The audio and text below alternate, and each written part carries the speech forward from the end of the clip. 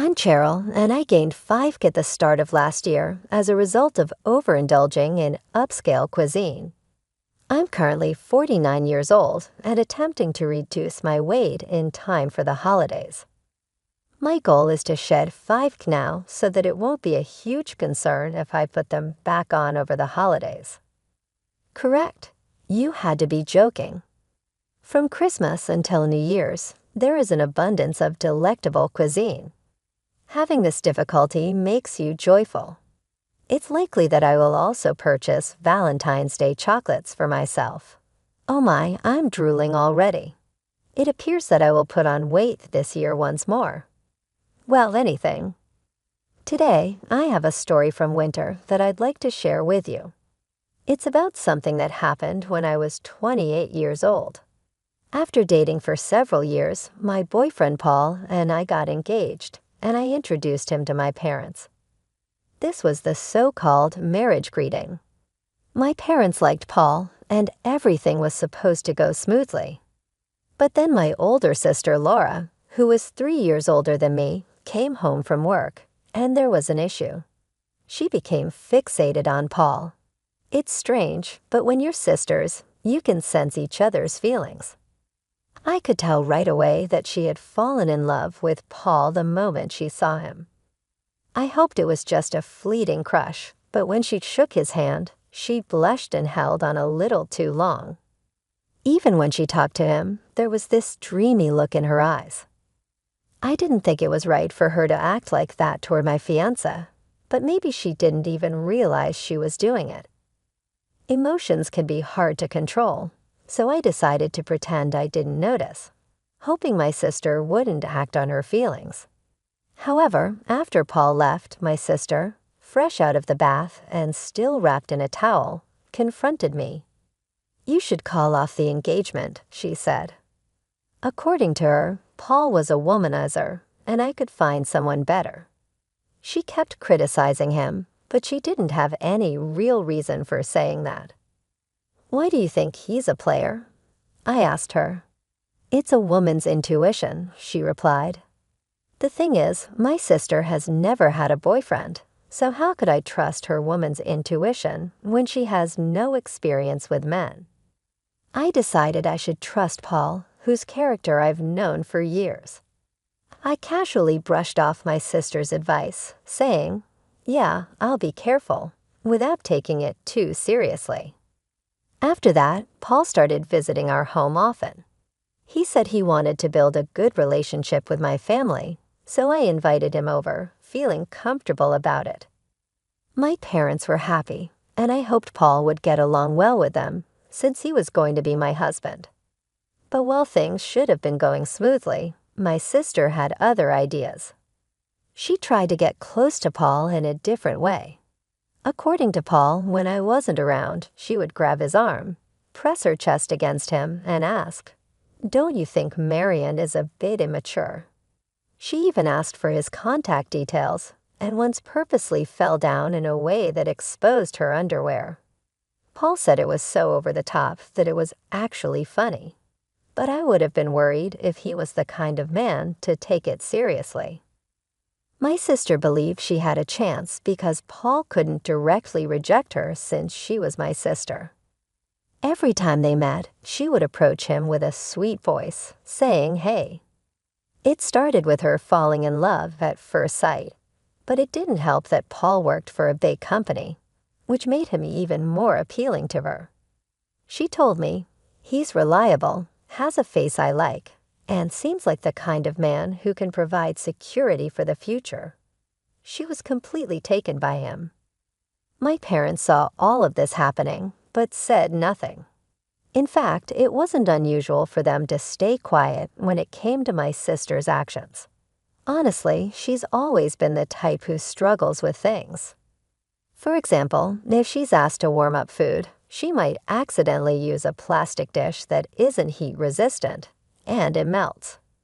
She wasn't good at studying either or at sports. She often skipped swimming class by making excuses like hurting her foot, feeling unwell, or having skin problems. She wasn't great at schoolwork, sports, or even household chores, And to be honest, she's not particularly good-looking either. Still, because she's the eldest daughter, my parents always treated her differently, giving her special treatment. They even quietly pushed the responsibility of supporting her onto me. I was constantly told to make sure she stood out, but without drawing attention to myself. It felt unfair to be treated so differently as siblings, but I guess my parents saw her as someone who couldn't do much on her own and felt sorry for her. On the other hand, I've always been the type to do things quickly and efficiently. Maybe the adults didn't see much value in helping someone who could handle everything themselves, so I became good at managing my sister's needs. Sometimes I would even pretend to be less capable in public to keep the balance. But as I grew out of my teenage years, I realized that continuing like this wasn't going to help me in the long run. I started pushing back against my parents and doing things my way. If I had kept going along with everything, I would have become someone who couldn't do anything. When I started standing up for myself, my sister didn't like it much because she was losing my support. But we never really had a bad relationship. We could still talk normally, and sometimes I even gave her advice when she had problems. Our family had its issues, like being too protective of my sister and a little bit of tension between us. But I still thought we were a pretty normal family. However, things changed when Paul didn't return my sister's feelings. She couldn't handle the fact that her younger sister was getting married before her. The night before my wedding, my sister blurted out to our parents, "I can't accept that my younger sister is getting married before me." My dad tried to calm her down, saying, "Don't worry, Laura. You'll find a good partner soon too." I agreed with him. "Yeah, Laura, it's not a big deal." But she wasn't having it. Normally, the older sister gets married first, then the younger one. It's too soon for her. The wedding is tomorrow. I reminded her, "What are you talking about, Mom? Don't you care about me? I'll be the poor older sister who's left behind while her younger sister moves on." She cried. That night, I listened quietly from the hallway as my sister and our parents argued. Should my sister really get married first? If I waited for her to marry, I would end up growing much older without any progress in my own life.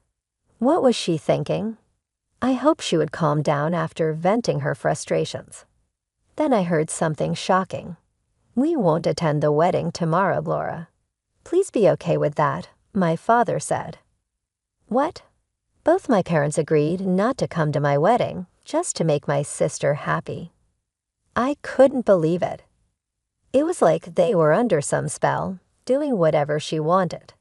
This went way beyond simply indulging her. Even then, my sister sighed, still not fully satisfied. "Fine, I'll compromise. Let her have a wedding that nobody acknowledges." It was clear she didn't want me to marry Paul, likely because she had feelings for him. It was unbelievable that my parents wouldn't attend my wedding because of my sister's jealousy. The day of my wedding came, but I barely slept the night before. Instead of excitement, I felt anxious and uncomfortable, constantly thinking about what had happened. I'll never forget the satisfied smile on my sister's face when my parents told her they wouldn't be there at the venue. I had to explain to Paul and his parents why mine weren't coming. I apologized and said my sister doesn't support this marriage, so my family won't be attending. I told them it was heartbreaking to say that my own parents weren't coming to my wedding. My in-laws were shocked and couldn't believe there were parents who wouldn't attend their daughter's big day. After hearing my story, they stayed silent for a while. The mood felt so heavy. But then my mother-in-law gently took my hand, and my father-in-law placed his hand on top of ours. "Remember, your family is here with you. Don't let this day be a sad one. Come on, why don't you smile?" My mother-in-law said warmly. Her words made me tear up. Paul, seeing me cry, softly stroked my head and said, "Ashley, I'm your husband now, so please stop saying that your family isn't here." My in-laws and Paul quickly tried to cheer me up, jokingly telling me not to cry because my makeup would smudge. Then my mother-in-law looked at me with kindness and said, "Ashley, I know things are hard with your family back home, but this is the start of a new life. Let's build your own family together." Even though I felt abandoned, her words and her strong embrace gave me comfort. Paul and my father-in-law joined in with hugs, and I told myself that everything would be okay. Like my mother-in-law said, this was a new beginning. I promised myself that I would build my own happy family. On that day, I officially married Paul. 18 years have passed since that day. In that time, Paul and I had a daughter and 3 sons. Our daughter is capable and looks after her 3 mischievous brothers, who sometimes turn the house upside down.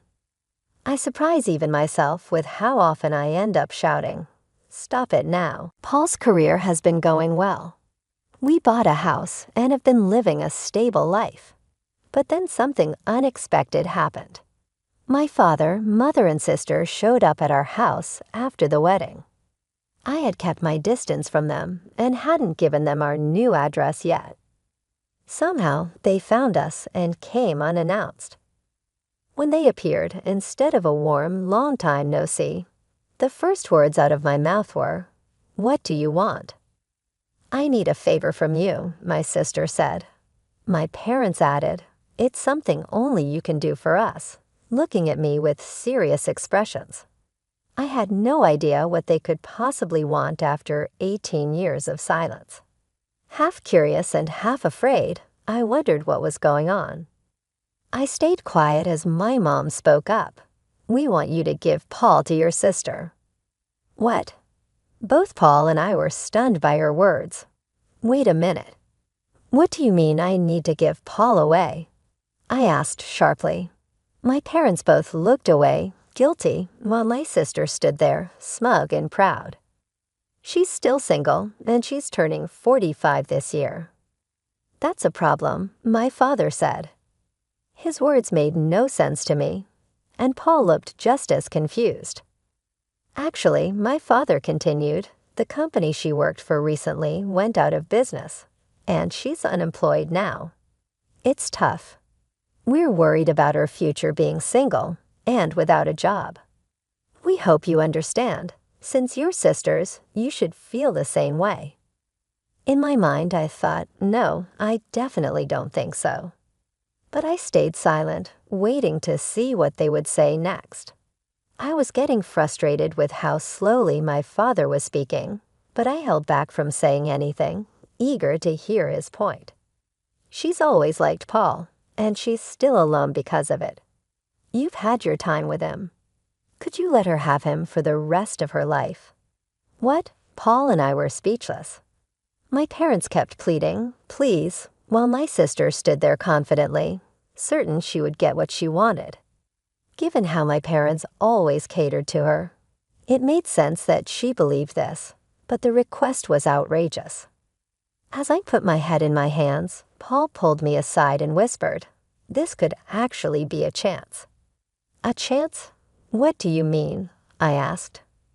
"Well, remember that joke you made when you were drunk? It's like it's coming true," he said with a small grin. "Then should we go with it?" I asked.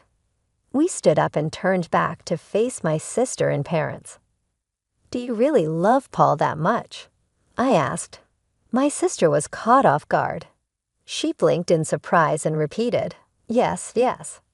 I've loved him all this time." "Wow, that's some serious love," I said. "You've been in love with him for 18 years, even though he's married to me." "Yes," she said. "It's been so painful watching you and Paul together. It should have been me." Paul and I could barely hold back our laughter at her serious tone. I took a deep breath and said, "All right, I give up. If you love him that much, I'll step aside." My parents were shocked. My mom quickly asked, "Really? Don't you love Paul too?" "No, actually," I said, looking at Paul.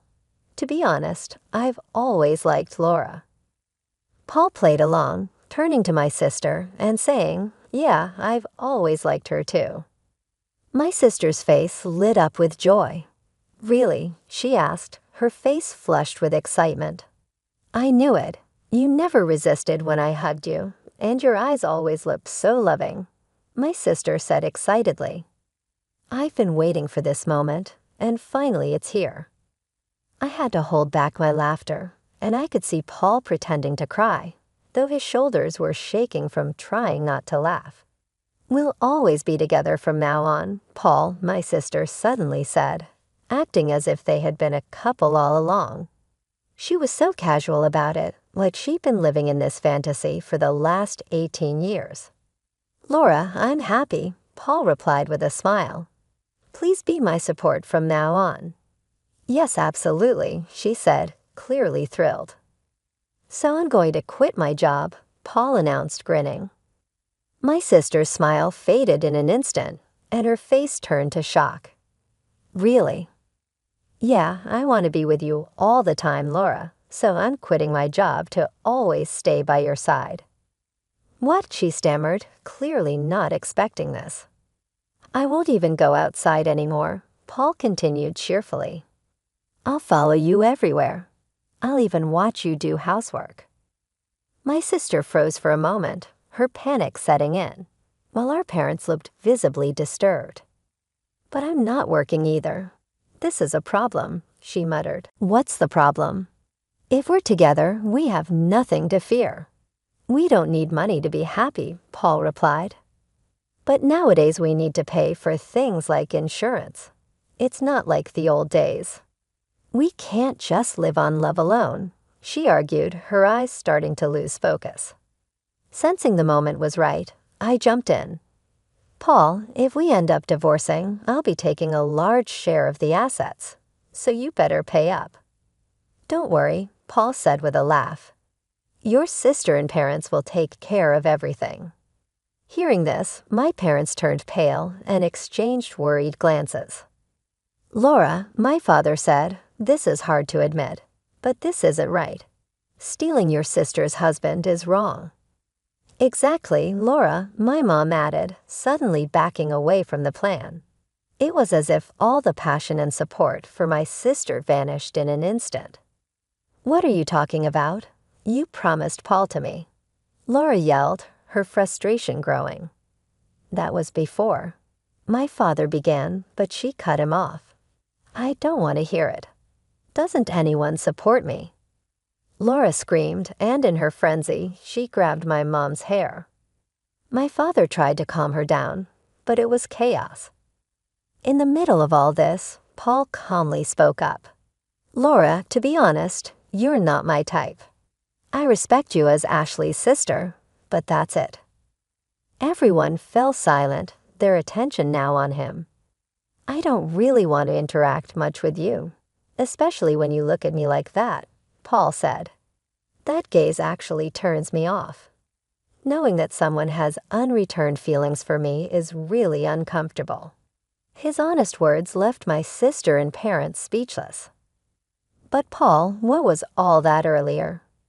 my sister asked, clearly confused. "Stop acting so casually with someone else's husband," I said firmly. "There's no way he could fall for you. We have a family, and we're happy." As I said this, I stopped my sister, who was walking toward Paul with a pale face. "You tricked me," she shouted. "How could you think that someone who hasn't contacted you in 18 years still loves you? Isn't that a bit unrealistic?" I asked. My sister's face turned red, and she started to tear up, clearly out of frustration. "If you were really attractive, maybe it would be different. But no one finds charm in someone who is unemployed, dependent on their parents, and can't do basic things because their mom has always done them. At your age, a marriage wouldn't last long with those traits," I said plainly. Paul quietly chuckled behind me. My sister, hit by the truth of my words, began to cry loudly, unable to stop. Our parents tried to comfort her, but they looked confused, as if they were realizing that what I said was true. "I'm not giving Paul to you," I continued, "so please give up." At that, she cried even harder, like a child throwing a tantrum. It was a sad sight for an adult, and it was clear she hadn't matured. "Take this as a lesson, and please don't involve yourself in our lives again," I said. "No matter what trouble you face in the future, don't expect any help from us." With that, I slowly closed the front door. When my children asked what happened, I simply said, "It's Halloween season, and it seems a ghost came early." My eldest suggested we exorcise the spirit, but I stopped the idea, though it did feel like there was a ghost wailing outside as my sister continued to cry. 6 years passed, and she's still single. She found a job but got fired for inappropriate behavior, and she caused trouble by rushing into a marriage that didn't work out. Now she's banned from matchmaking events and seems likely to stay single for life. My parents, despite being tired, are still working part-time jobs to save money for her. They've probably realized they can't rely on her to take care of them in the future. Hopefully, they now understand the consequences of spoiling her all these years. I spend my days as a homemaker without having to worry about school fees for my kids, thanks to my smart children and my husband, who has a stable job. Sometimes I wonder if working outside the home would help me burn off the extra calories I gained during the holiday season from eating too much. My daughter, who is already slim, is entering her growth phase and has been talking about wanting to go on a diet. I'm trying to convince her not to. "You can think about dieting when you're older, like me," I tell her. My 3 sons love dancing and recently showed off their skills at a local event where they won several awards. They proudly say, "We're going to be in Pearl Jam one day," so I really hope Pearl Jam stays together until they grow up. We regularly get visits from my in-laws, who are as dear to me as my own parents. We always enjoy delicious meals together.